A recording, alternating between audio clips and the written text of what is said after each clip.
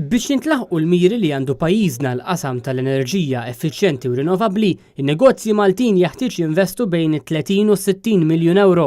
Dan ħareġ minn konferenza organizzata mill-Malta Business Bureau bħala parti mill-proġett Investing in Energy. Waqt il-konferenza ġie mniedi rapport riċenti dwar kemm hemm bżonn investiment privat minn negozji biex nitlaħqu l-miri tal-2020 dwar l-enerġija rinnovabbli u effiċjenti. Biex tilħaq il-miri, f'Malta jeħtieġ investiment kemm mill-Gvern imma anke mill-privat u partikolarment mill-qasam tan-negozji u l-intrapriżi.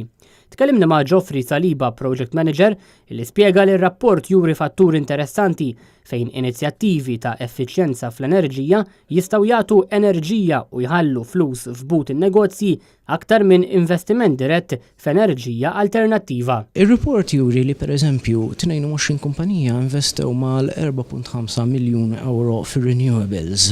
Dan ir-renewables spiċċaw jiġġeneraw ma' 2 gigawatt hours.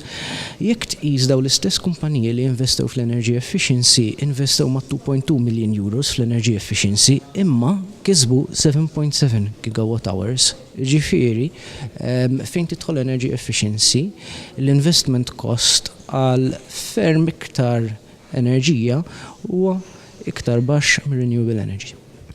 Il-proġett Investing in Energy qed isir bil-kollaborazzjoni tal-Kamra tal-Kummerċ u numru ta' entitajiet tal-Gvern.